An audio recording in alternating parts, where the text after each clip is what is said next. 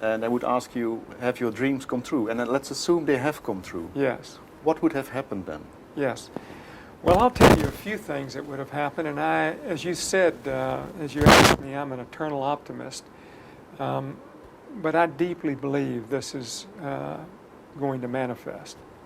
So, number one, we would have put in 20 years the entire membership of the Global Philanthropy Circle through this training, along with 2 or 3 key business leaders on every one of them. So in 20 years, you would have over 100, maybe 150 philanthropists in key positions throughout the world, each one of them deeply understanding this work, the efficacy of them, and they would have each started their own demonstration projects. These are people who literally are, have assets of $1 billion or more. So they have great capacity to do wonderful things in the world. So you would have the knock-on effect of all of this. So that's number one. Number two, you would have some of these philanthropists who have started institutes of higher education. The very first year that we did the GPC program, there was a CEO of the largest insurance company in Mexico went through this. Young man, 45, 47 years old. He came up out of this on fire, and he said, we are going to start a presencing institute in Latin America as soon as we finish this work that we will do in our organization. He said, we're going to transform our organization first. And that work started 2 months after he left. And it's well underway now in his organization with great effect. And he has now told me a couple of months ago that he wants to start the Presencing Institute in Mexico starting in 2007, which would be funded by him and his father, and then would spread throughout all of Latin America. So that's an example of what you would have. This would be a sort of a presencing MIT, you might say. We would have completed 10 of these demonstration projects. The one in India, which is called the Partnership for Child Nutrition, would have gone through all the states of India, and the malnutrition problem would be substantially reduced to almost zero in India.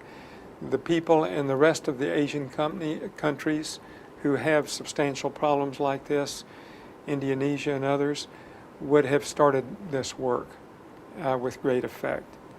The project that we have been asked to submit a proposal on by the Gates Foundation would have been funded. The Gates Foundation has asked us to come and help deal with the issue of health care in Africa, and to start in a little demonstration project, not so little, a 5-year project in Namibia, because you have about 1.5 million people there, and it's a population you can deal with. But that would have spread to all of Africa in 10 years with great effect, both in building presencing institutes and in building a very robust healthcare system. Although you would have completed the Sustainable Food Supply project, which we have underway, which creates sustainable food supply chains between Europe, Brazil, and America. You have 85 companies from those 3 geographic areas who are involved in every part of the supply chain, from growing to distribution to manufacturing, to retail sales. And that would have demonstrated such efficacy that the same thing would have started in other countries, the same sustainable food supply chain. So these are a few of the things that I envision. I actually believe that someday, we have been asked already to look at this, that we could attack the global warming issue through this, and perhaps someday some of the issues in the Middle East. These are beautiful dreams as they attack a true global problem, Yes. but also provide a concrete solution or a way to approach it that could solve the problem in the end. And but one thing is very clear in your approach is that your message seems to be, don't hesitate, act now, start tomorrow. And that is a great invitation to anybody that is learning to know your ideas in presence and synchronicity, Yes. is that they feel this inspiration. Yes. So you know, Ger, so this is the heart of the matter. You remember Martin Buber said, these are profound words, that destiny stands in need of us.